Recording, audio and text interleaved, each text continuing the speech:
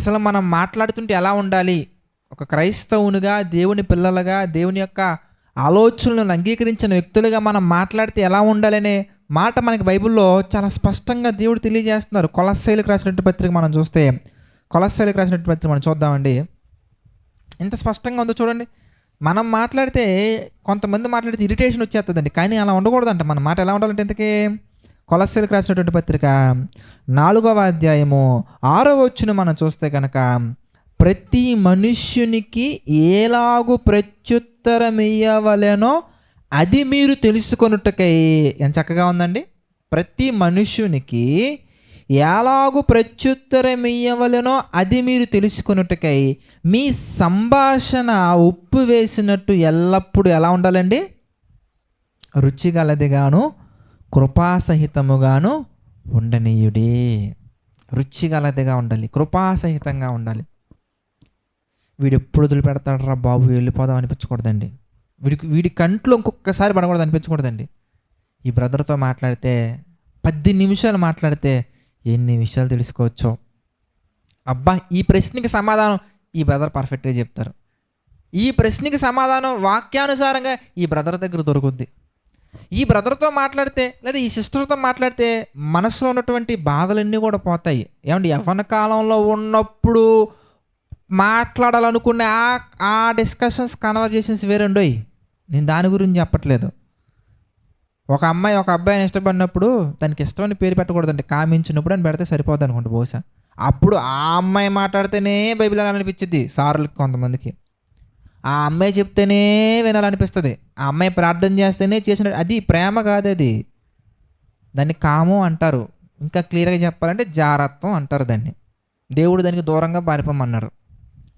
అలాగని యవ్వన కాలంలో ఉన్నటువంటి వారు బ్రదర్స్ సిస్టర్స్ తోటి ముచ్చట్లో, సిస్టర్స్ బ్రదర్స్తో ముచ్చట్లో పెట్టాల్సిన అవసరం లేదండి. యవ్వనేచ్ఛల నుండి దూరంగా ఉండమన్నారు దేవుడు. పారిపో యవ్వనుడా, నీ యవ్వనేచ్ఛల నుండి పారిపో.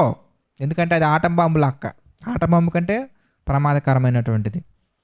కనుక వాక్యానుసారంగా మనం మాట్లాడుతుంటే ఎలా అనిపించాలంటే, అసలు అనేకమైన విషయాలు తెలుసుకున్నటువంటి ఆ ఫీలింగ్స్ కాదు, తెలుసుకోవాలి జనాలు అంతే.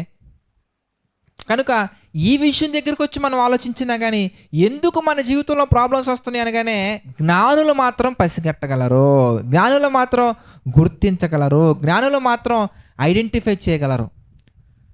మరి బైబిల్లో నుంచి జనరల్గా నేను ఈరోజు మాట్లాడతాను, దాన్ని మీరు ప్రాక్టికల్గా అప్లై చేసి చూస్తే కనుక, ప్రాక్టికల్గా ప్రతి ఒక్కరి జీవితంలోకి వెళ్ళి మీరు ఆలోచిస్తే కనుక చాలా విషయాలు మీకు ఈరోజు తెలుస్తాయండి.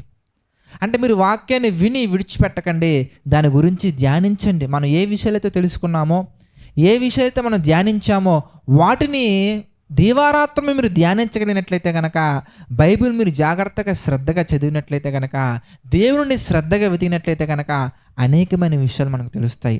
కనుక బాధల్లో ఉన్నామంటే, శ్రమల్లో ఉన్నామంటే దాని గురించి మనం చక్కగా మనం ఆలోచించినట్లయితే కనుక మనకి మెయిన్గా 2 విషయాలు మనకి క్లియర్గా మనకు కనబడతాయండి. అదేంటో మనం చూద్దాం. అదేంటంటే పేతురు గారు రాసినటువంటి పత్రిక, మొదటి పత్రికలోకి మనం వెళ్దాం. పేతురు గారు రాసినటువంటి మొదటి పత్రికలోకి వెళ్ళి మనం కనుక ఈరోజు చూడగలిగినట్లయితే 4వ అధ్యాయం మనం చూద్దాం. పేతురు గారు రాసినటువంటి మొదటి పత్రిక 4వ అధ్యాయంలోకి మనం వెళ్ళగలిగినట్లయితే కనుక మొట్టమొదటిగా మనం 2వ అధ్యాయంలో కొన్ని విషయాలు చూసిన తర్వాత 4వ అధ్యాయంకి వెళ్దాం.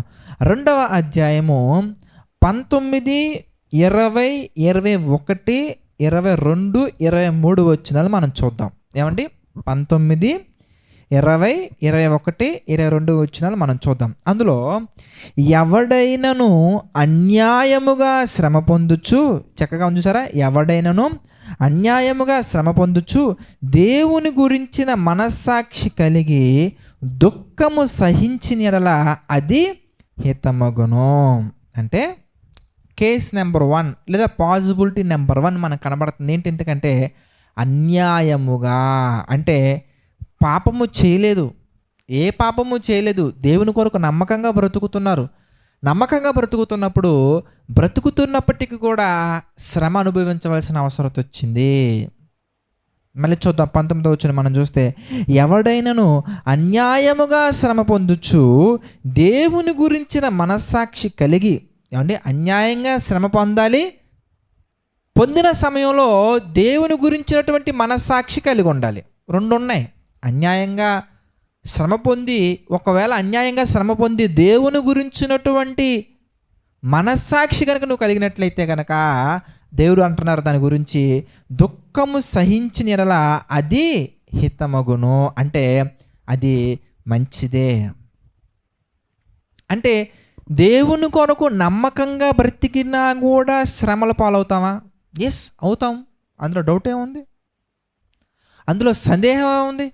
ఎందుకు అవుతామండి ఇంతకీ? చాలా కారణాలు ఉన్నాయి. ఎందుకు అవుతామండి ఇంతకంటే చాలా కారణాలు ఉన్నాయి. మరి మంచిగా ఉన్నా కూడా మన జీవితంలో శ్రమలు వస్తాయి అనటానికి ఏమైనా ఆధారాలు ఉన్నాయా బ్రదర్ బైబిల్లో నుంచి అని మీరు అడగలిగినట్లయితే కనుక, ఒకటేంటండి, చాలా ఉన్నాయి. యోసేపు గారు ఏ పాపము చేశారని చెరసాలలో ఉండవలసిన అవసరం వచ్చింది? ఆలోచించండి. యోసేపు గారు ఏ పాపము చేశారని చెరసాలలో ఉండవలసిన అవసరం వచ్చింది? ఏ పాపము చేశారని నింద అనుభవించవలసిన అవసరం వచ్చింది? నింద సహించవలసిన అవసరం వచ్చింది? మీరు ఆలోచించండి. అదేవిధంగా యోబు గారి జీవితం మనం ఆలోచించినా కూడా ఆయన ఏ పాపం చేశారని ఆయన జీవితంలో మనోవేదన, ఎన్నో రకాల మహావేదనలు, శ్రమలు వచ్చాయి. అంతే. ఆస్తులు ఒక పక్కన పోతున్నాయి, కుమారులు చనిపోయారు, కుమార్తెలు చనిపోయారు, స్నేహితులందరూ విడిచిపెట్టారు, ఉన్న స్నేహితులు పొడుస్తున్నారు మాటలతోటి, భార్య చచ్చిపోమంటుంది. ఇన్ని మాటల, ఎన్ని బాధల, ఇన్ని శ్రమల. ఏ పాపం చేశారనండి? అంటే దేవుని కొరకు నమ్మకంగా బ్రతికితే శ్రమలు అనేవి తప్పకుండా వస్తాయి. దావీదు గారు ఏ పాపం చేశారు కాబట్టి సౌలు నుండి తప్పించుకోవడం కొరకు కొండల్లోకి పారిపోవాల్సి వచ్చిందండి. దావీదు గారు ఏ పాపం చేశారు కాబట్టి ఒక పక్కన కన్న కొడుకే తరుముతున్నా కానీ అడవుల్లో తప్పించుకోవాల్సిన అవసరం వచ్చిందండి. ఏ పాపము చేశారని వేరే ఒక రాజు దగ్గరికి వెళ్ళి పిచ్చి పట్టిన వాడి వల్లే నటించవలసిన అవసరం వచ్చిందండి.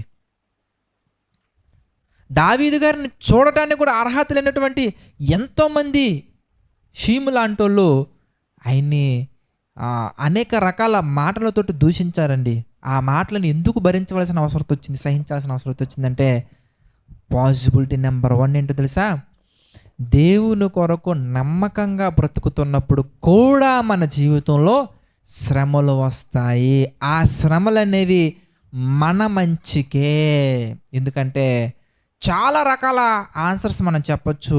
మొట్టమొదటిది మనం బాగా ఆలోచించినట్లయితే కనుక దేవుని యొక్క రెట్టింపు ఆశీర్వాదాన్ని పొందుకోవటానికి మనకి ఇవన్నీ వస్తూ ఉంటాయి. యోబు గారి జీవితం మనం చూస్తే రెట్టింపు దీవెనలు, రెట్టింపు ఆశీర్వాదం. దావీదు గారి జీవితం మనం చూస్తే రెట్టింపు ఆశీర్వాదం. యోసేపు గారి జీవితం మనం చూస్తే రెట్టింపు ఆశీర్వాదం. మనం అన్యాయంగా ఒకవేళ శ్రమ పొందినప్పుడు ఆ శ్రమల సమయంలో దేవుణ్ణి దూషించకుండా, దేవుణ్ణి అవమానపరచకుండా, దేవుని పట్ల అనుమానాన్ని వ్యక్తం చేయకుండా, దేవుని పట్ల అసహనం వ్యక్తం చేయకుండా మనం గనక నమ్మకంగా దేవుని మీద మనస్సు కలిగి, దేవుని గురించినటువంటి మనస్సాక్షి కలిగి సహించగలిగితే గనక ఏమండి, ఎంత శ్రమలైతే మనం పొందామో అంత దేవుడు మన జీవితంలో మేలులు చేస్తారు. అదే అంటారు యేసు ప్రభు వారితో పేతురు గారు, ప్రభువా సమస్తాన్ని విడిచిపెట్టాం కదా, నిన్ను వెంబడిస్తున్నావు ఏంటయ్యా ఆయన అంటారు. అప్పుడు వెంటనే, ఓ పీటర్, అనేక రకాలైనటువంటి నీకు దీవెనలు కుమ్మరిచ్చేత అంటున్నారండి. లేదండి, ఇప్పుడు ఇహమందు హింసలతో పాటు, అంటే ఏంటంటే హింసలు ఉంటాయి, తర్వాత నూరంతలుగా నువ్వు ఏదైతే కోల్పోయిన దానికి నూరంతలు, 1 కాదు 2 కాదు 100 దీవెనలు మనం పొందుకుంటాము. అవి మాత్రమే కాకుండా నిత్య జీవాన్ని కూడా మనం పొందుకుంటాము.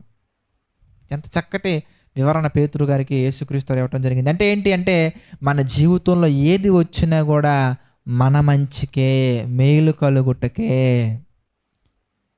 అందుకే యేసు ప్రభువు వారి గురించినటువంటి మాటలు మనం గమనించినట్లయితే కనుక పేతురు గారు రాసినటువంటి మొదటి పత్రికలోనే మరి రెండో అధ్యాయంలో మనం చూస్తే కనుక కంటిన్యూషన్లో మనం చూస్తే 21వ వచనంలో మనకి ఈ సందర్భం మనకు కనబడుతుంది. చదవండి, ఎవరైనా చదవగలిగినటువంటి చదవండి ఒకసారి.